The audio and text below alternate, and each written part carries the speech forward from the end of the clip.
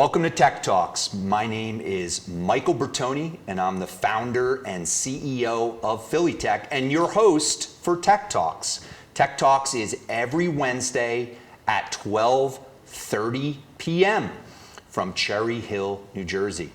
So this show is dedicated to everyone who has ideas, founders, co-founders, tech startups, people in the startup ecosystem that have solutions for companies. They're adding value to what they're doing, and really just your ideas that are out there, because everyone has ideas that I feel can come to light if they want to do that. So I'm really excited today.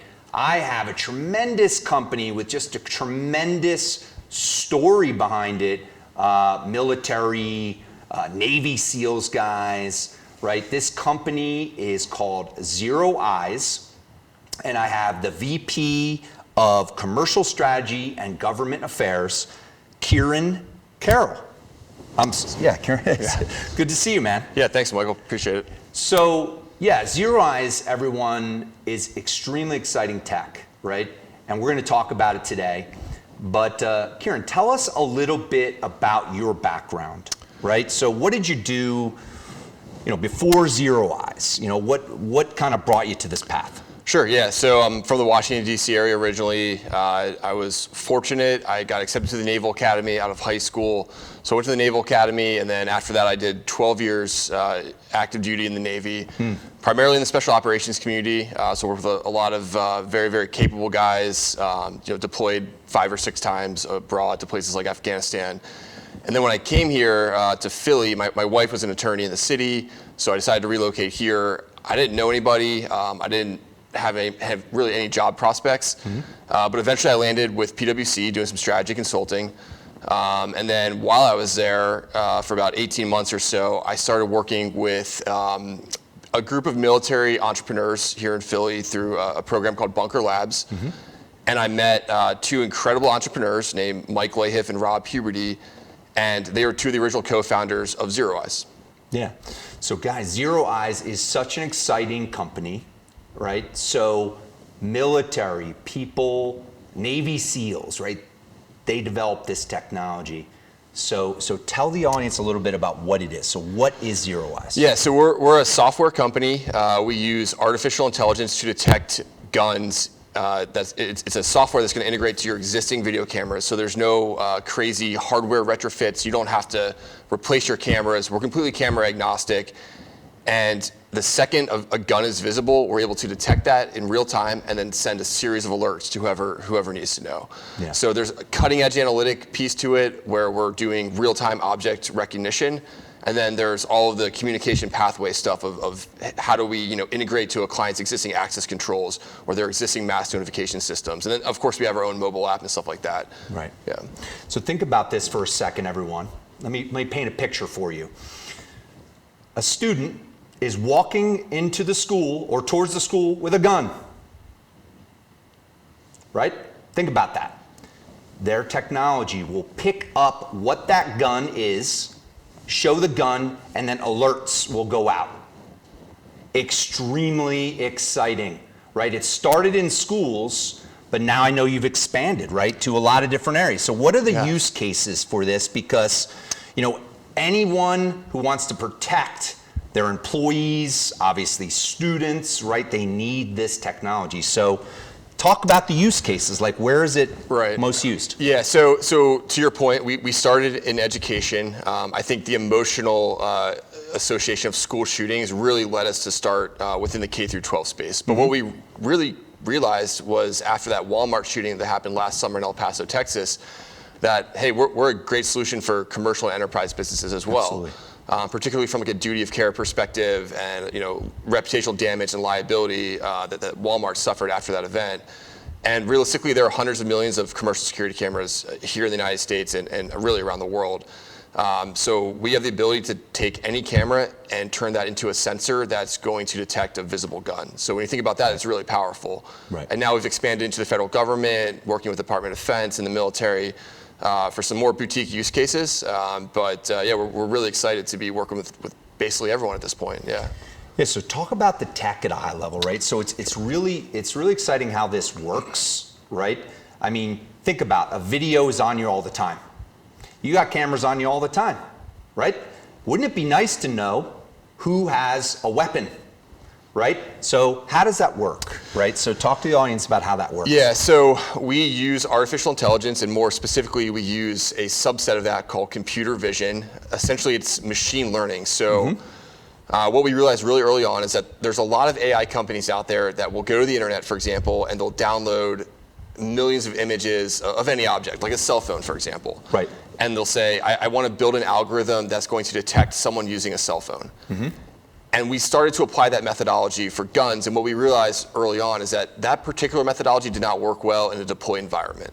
So what we decided to do instead was to custom build our own data sets. So we have thousands of hours of guys like myself running around with guns under every type of commercial security camera commonly found in the industry, numerous different types of environments, stuff like schools and office parks and street level cameras, inside, outside, different environmental variables, different lighting, all of these different variables that come into play. Right. We custom build our own data sets, and that has led to really great performance. So now, we have this sort of crazy methodology that we use to actually label the data, which is a whole separate sort of discussion. But at the end of the day, you take that data, you bake it into an algorithm.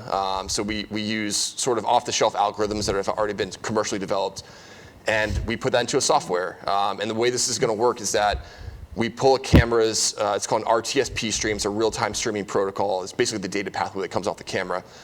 We pull that into our analytic. It's going to process that down from roughly 30 frames per second to 10 frames per second.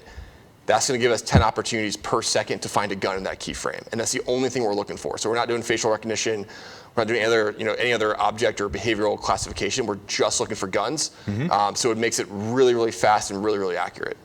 So I'm curious. So somebody has a gun, right? It's not necessarily like, okay, here's my gun, right? So say, have you? The data is so important to everyone for doing this. So do you have somebody that's got like even a bulge on their holster, or like something in their hand or something behind their back, right? Like, right. Do you have those use cases? So your typical commercial security camera, unfortunately, can't see through clothing, or it's not a thermal sensor. It's not using some sort of millimeter wave technology. It's just a very simple, camera. So what you see in field of view is what you can detect. Right. So the gun at some level has to be visible. But what we keep seeing with these big mass shooting events is something like 85 to 90% of them start under field of view of an active security camera, and the guy has a visible gun for a period of like 3 to 30 minutes. So if you look at like Parkland, for example, that guy started in a stairwell, which is like a traditional staging area for this type of event, and he was walking around the stairwell for 3 or 4 minutes with his visible gun prior to going into the hallway and starting to shoot people. Columbine, those two guys made numerous trips over a period of 30 minutes in and out of the front door with visible rifles under field of view of an active camera. The Walmart shooting, that guy started in the parking lot, field of view of an active camera, like visible rifle, walked around his car a couple times, and then went into the parking lot and then made entry into the building. Right. So time and time again, historically, we see this happen. So that presents us with an incredible opportunity to identify that threat prior to someone entering the building or making entry onto the premise, and then being able to detect it and then shoot out a series of alerts. Right. Yeah. So everyone, again, this is extremely exciting because I see this as a key differentiator for Zero Eyes, right? The best tech out there. So when a video is seeing you, right, you have to teach the machine to see the gun, right? That's so important, right? And for what you're saying, if it's 85, 90% of the time the gun is visible, right, then it's very important to know that the Zero Eyes team is building their data set. They're building their data set, right? They're military guys. And obviously gals may be there too. But super exciting. So, okay, it recognizes the gun, right? Then what happens? So within a millisecond, an alert's going to spit out. This alert is going to go really anywhere a client wants it to go. So first things first, we send this critical real-time information. So it's going to be a timestamp, a geolocation, and a keyframe image of what the gun and the shooter look like. Right. That's going to go directly to your local 911 call center. We do this through a partnership with a company called Rapid SOS that owns the data pathways, I think, into like 95% of the local 911 dispatch centers in the United States. So automatically that dispatch operator is going to get it. They're going to get it really quickly, and it's going to be accurate, unlike a lot of 911 phone calls from these events, which typically are inaccurate or maybe happen 2 to 3 minutes into the event. They're going to get it within seconds, and they're going to be able to start dispatching their resources appropriately.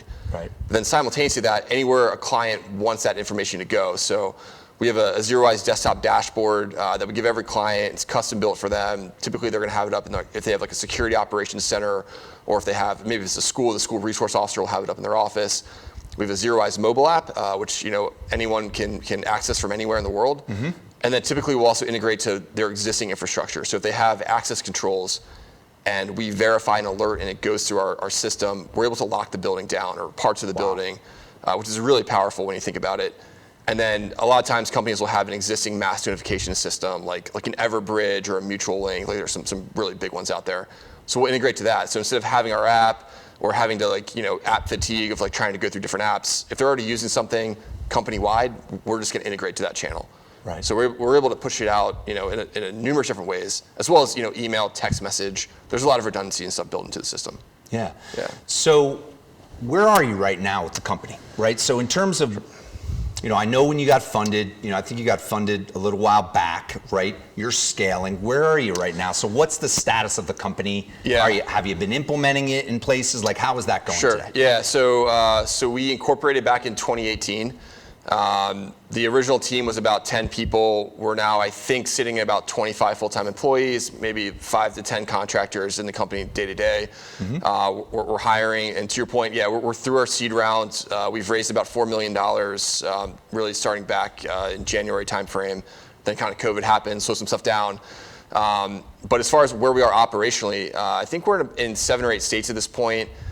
Everything from K through 12 school districts all the way through Fortune 500 companies, places like big box retail, shopping malls, corporate property groups. We're starting to look more and more at industrials and energy. And then we're also working with the Department of Defense. We recently signed a deal with them, and I think we actually see a lot of room for expansion in the federal sector. Yeah, so everyone, come back to Tech Talks in a few minutes. This is really been one of my most exciting shows. I mean, this tech can help people, right? So the thing that software companies always say is they want to change the world. They want to help people, right? This tech saves lives. So come on back to Tech Talks in a few minutes. Thanks.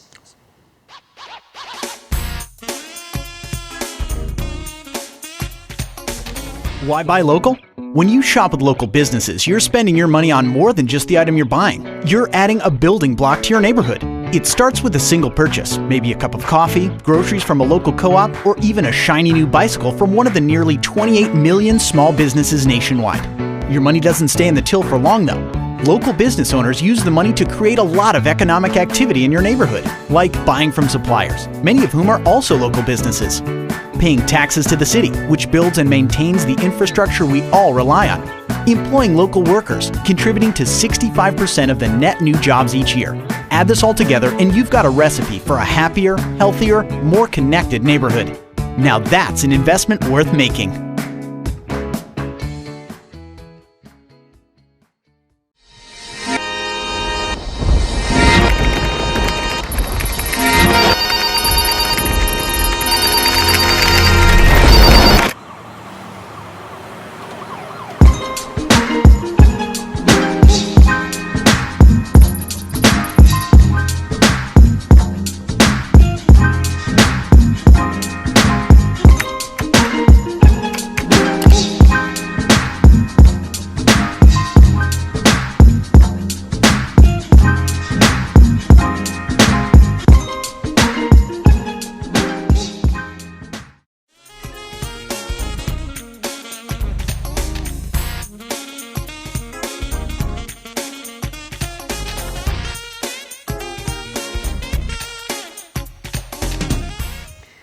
So welcome back to Tech Talks. My name is Michael Bertoni, and I'm the founder and CEO of Philly Tech, and I'm here with, again, Kieran Carroll, the VP of Commercial Strategy and Government Affairs for Zero Eyes. So it's awesome having you on the show. Yeah, thanks. This has been great. Yeah, loving it. So we were talking a little bit at the break about an awesome story with Kenosha, right? So tell the audience what that is. Who is Kenosha? Yeah. What'd you do? It sounded pretty exciting. So tell the audience about it. Yeah, so I mean, we were just talking about some use cases, real world use cases. And unfortunately, we haven't found a hostile gun yet. It's going to happen. Good. It will.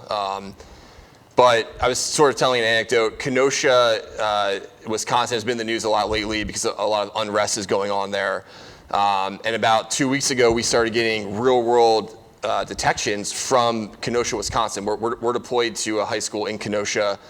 And as it turns out, the National Guard was actually staging out of that high school. So at about midnight one night, we started getting real-world detections of guys with rifles and pistols. No one had bothered to tell us, so obviously we called people at the school and said, hey, you guys probably are aware, but there's a bunch of guys in uniform with guns. Yeah. And over the course of the next couple of weeks, we got hundreds and hundreds of real-world detections. And then one day, the high school called us up and said, hey, the Secret Service is actually going to be at Bradford High School. The president is going to address the nation from Bradford. So we sort of ended up providing, some indirect protection for the president while he was on site. Mm-hmm. And of course, the entire time we were detecting like the Secret Service counter-assault guys with their guns out and staging there just in case anything happened. But really interesting, I think, real-world use case, and it shows that the product does work, in fact. So. Right. Yeah. What's really cool, and I was thinking about this. Obviously, when you go to a school or you go into some government building, it's kind of news, right? Sure. So something might not happen at those places because if people are like, why would I do if I know this Zero Eyes stuff is here?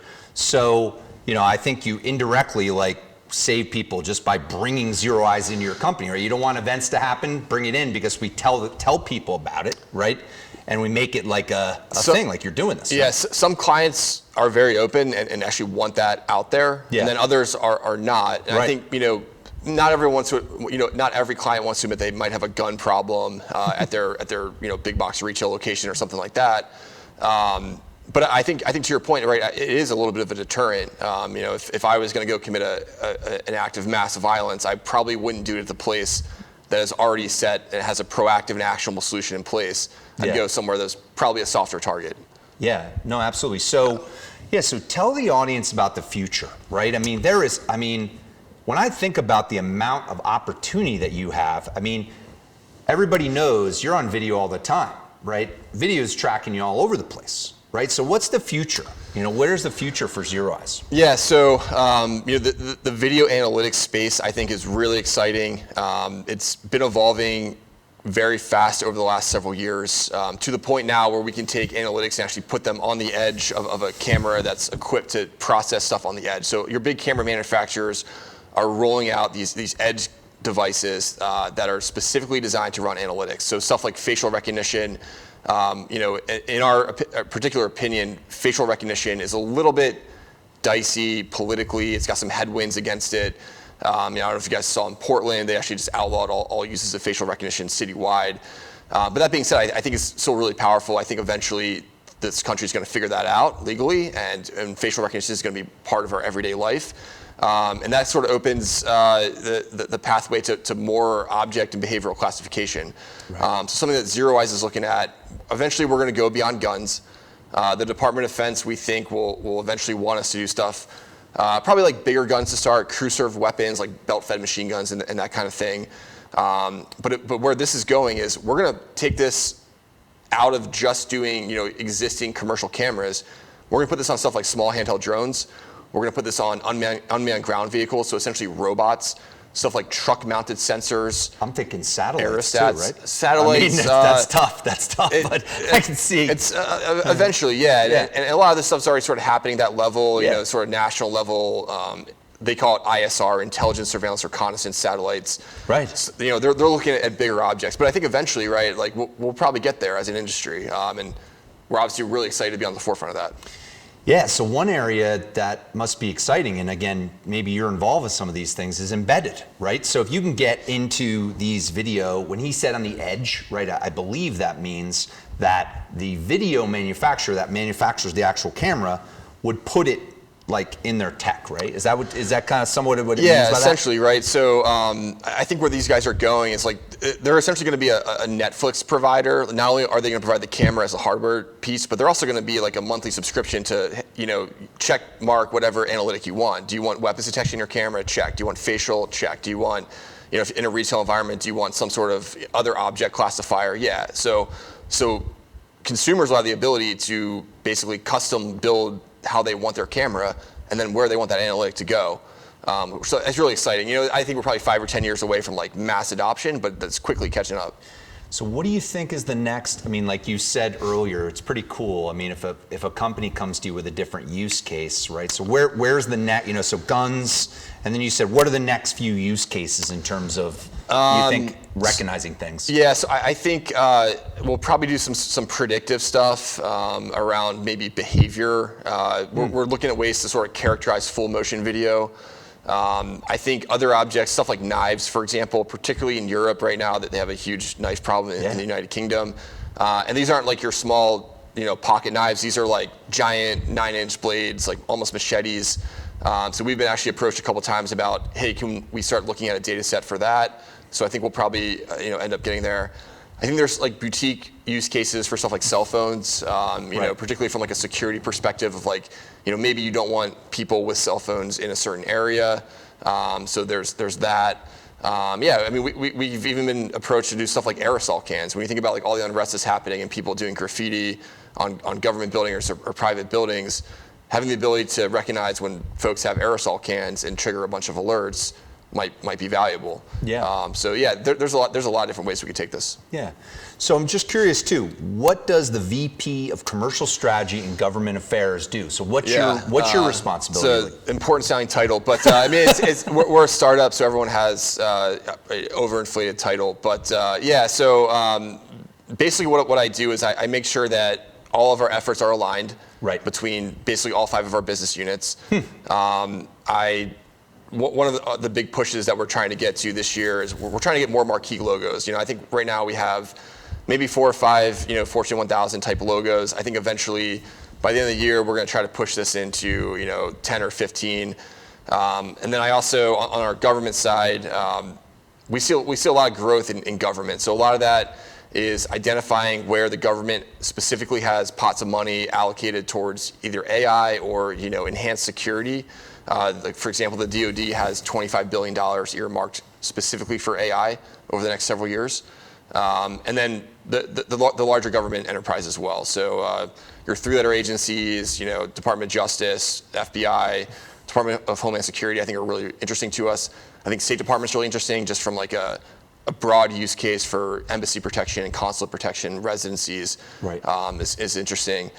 And then eventually we're gonna have to employ probably some sort of lobby ground game. I think the quickest way to win the education space is once we gain a foothold in a state and we have some happy clients, we're gonna bring the governor in and we're gonna say, hey, we're not a political company, but we see this as a bipartisan win. I think anyone can get behind more safety and particularly cost-effective safety that works for students. And we're gonna say, hey, we think it's valuable for you to go appropriate funds at the state legislator level, and we can push this into every K through 12 school in Florida, for example. Yeah. So that's where we're trying to go. Yeah, I mean, I think about your background. I mean, you're PwC. PwC strategy, management consulting, right? So it almost seems like you're the chief strategy officer, right? I mean, that's what it's almost. Don't tell anybody that. Yeah, right? I think we have like 10 guys with MBAs, so I think everyone contributes to strategy. But yeah, I think I'm thinking about directionally that way. I know Mike Lahiff, our CEO, and Rob Huberty, our COO, absolutely are as well. We have a great team. As you said, we're a bunch of former, primarily guys from the special operations community. I think we have like 6 or 7 former Navy SEALs in the company at this point. I think we've hit our quota for SEALs. Right. So now we're trying to find like some regular people. But yeah, everyone's a strategist. Everyone brings something and contributes something to that. Yeah. And I like that. I mean, people have often said to me that I look like I'm in the military. Like they ask me that all the time, and I relate really well to military guys and gals because I played a lot of sports, right? Sure. But talk about the mentality of your company. Yeah. Right. So you have your founders. Talk about what is having this mentality, this work, this culture. What's that like at Zero Eyes? Yeah. So we're very, very team focused. Almost, I don't say it's a detriment, but my wife will tell you that. My wife has often said like, oh, it's almost like you're back in the military. Right. It's very much like a team, being on a SEAL team or something like that. I don't think it's quite as bad as that. Right. But yeah, I mean, guys are fully committed to this, right? Like we started this company because we want to stop an active shooter event or help mitigate an active shooter event. Yeah. And that is our sole focus. And even through COVID, a lot of our competitors got distracted with other sort of object classifiers, like fever detection was a really big one. We didn't pivot. We stayed true, on a true course because that's what we want to do and that's what we want to bring to market. Right. And I've often told people I think guys on the team would work for free because I think this is as equal to or greater than any mission that we ever did while we were on active duty. I think Rob and Mike will tell you the same thing. So again, everyone, this is unbelievably exciting technology. Zero Eyes, right? If you know anyone in any type of leadership position that wants to improve safety of all their people, let Zero Eyes know about it. So we got to wrap up. So Sure. Tell the audience where they can find Zero Eyes, where they can find you. Sure. And how could you get some help from our audience? Yeah, to Michael's point, we're always looking to connect with decision makers at various companies or K through 12 districts, for example. We think that our solution is great for liability and reputational damage and duty of care, which is really what it's all about for us. Zero Eyes has a web presence. I think we're on every form of social media, so www.zeroeyes.com. We have a great YouTube channel where we do live demos from client sites so people can actually see that the solution works. And then I think we're on like Instagram, LinkedIn, Facebook, you name it. I think we're on all of that. And then as far as myself goes, the easiest way to probably reach me is Kieran Carroll at zeroeyes.com. I'm also on LinkedIn, so please feel free to drop a connection. Yeah, great. So it was awesome again having absolutely. you on the show. Yeah, thanks for so having me. great stuff, and everybody come back every Wednesday at 12:30 p.m. We're going to be talking to founders. We're going to be talking to people, CTOs, executives like Kieran on the Zero Eyes team. Extremely exciting technology that's really changing the planet and saving lives. So come on back to Tech Talks next week. Talk to you soon. Thanks.